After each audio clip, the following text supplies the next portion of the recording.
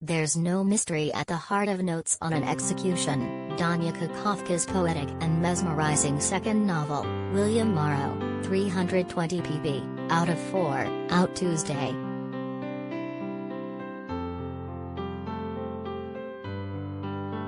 Serial killer Ansel Packer is on death row for 4 murders we know he committed.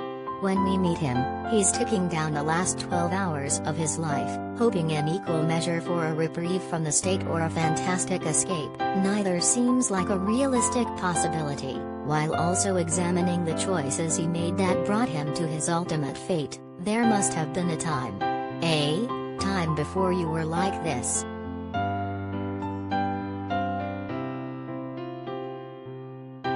The truth is sobering, there isn't a time. Packer has always been the man we meet.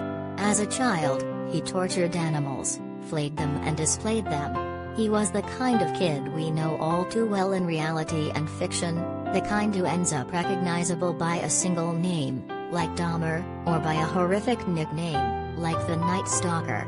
Our desire to know more about these men, always men, has fueled our entertainment for far too long. But principally since the 1980s, when Thomas Harris' depiction of Hannibal Lecter in Red Dragon and then, more notably, in The Silence of the Lambs, helped launch a macabre genre that became more prurient and exploitative of women with each passing year. Most serial killers are not charming and erudite with fascinating motivations. Most have no motivation at all. There rarely is a why. It's that absence that is so hard for us to reckon with.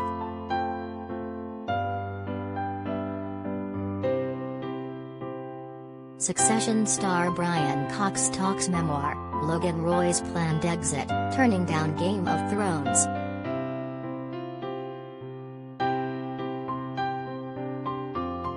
It's here that Kukafka makes her first, and best, decision. She focuses the novel's dramatic energy not on Packer but on the women left in the ripple of his actions.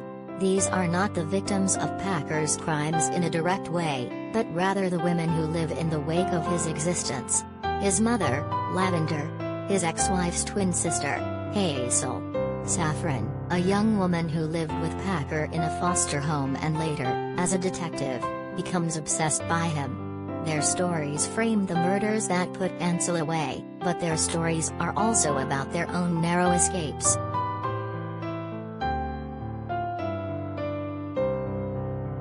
Each woman is ruled by the consequences of her actions, none more so than Lavender. Pregnant at 17 and imprisoned in her own home by Ansel's father shortly thereafter, her eventual flight from her abusive husband results in Ansel and his infant brother being left behind to fend for themselves. It's a choice that surely saves Lavender's life, and may have saved Ansel's, too. But for what end? To birth a serial killer?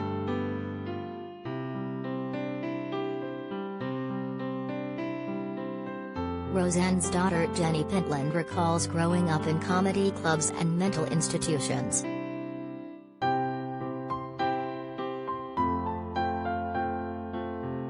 It's an impossible wait for a mother to imagine, but Kukafka handles it with grace and empathy and terrible, enduring beauty. Lavender knew, then, that the world was a forgiving place. That every horror she had lived or caused could be balanced with such gutting kindness. It would be a tragedy, she thought, inhumane, if we were defined only by the things we left behind.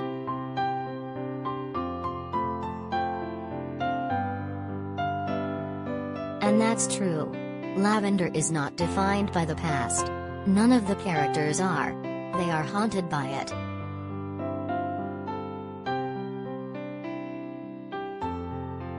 Hazel and Saffron face equally chilling decisions, if that's imaginable, and in each case Kukafka frames their conclusions with honesty and an eye toward their own agency.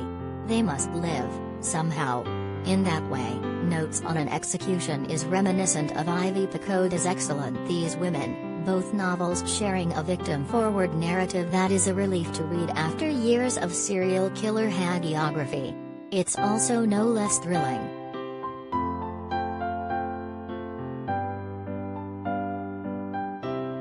Notes on an Execution is a career-defining novel, powerful, important, intensely human, and filled with a unique examination of tragedy, one where the reader is left with a curious emotion, hope,